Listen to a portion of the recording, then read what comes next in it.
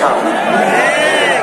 সম্মানিত ভাইয়েরা, এখন থেকে ছাত্র জনতা, শ্রমিক জনতা, ব্যবসায়ী জনতা, আপনার জনতা, শিশু থেকে বৃদ্ধ, সমস্ত মানবতা ঐক্য আমাদেরকে গড়ে তুলতে হবে ইনশাআল্লাহ। এই ঐক্যই আগামী দিনে বাংলাদেশের জাতীয় সংসদে যাবে বিজয়ীর বেশে ইনশাআল্লাহ। এ বিজয় কেউ ঠেকাতে পারবে না ইনশাআল্লাহ। কারণ আমরা আছি মজলুমের পক্ষে, আমরা আছি অপশাসনের বিরুদ্ধে, আমরা আছি বৈষম্যের বিরুদ্ধে, আমরা আছি ন্যায়ের পক্ষে, আমরা আছি আল্লাহ দেওয়া কোরআনের বিধানের পক্ষে। এ বিজয় আমাদের হবে ইনশাআল্লাহ।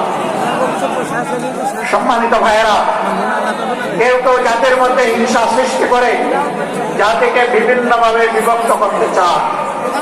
চিংড়ি মাছের মতো কেউ কেউ পিছনে দৌড়াতে চায়।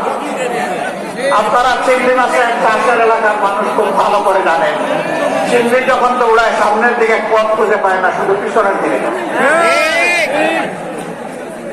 কেউ কেউ বাদ করে সংবিধান নিয়ে কামড় দিয়ে পড়ে থাকতে চায়। আমাদের বন্ধুদের মাঝে দীর্ঘদিন একসাথে আন্দোলন সংগ্রাম ফ্যাসিবাদের বিরুদ্ধে লড়াই করেছি, তাদের কাউকে কাউকে আজকে আমরা সে কথা বলতে শুনি।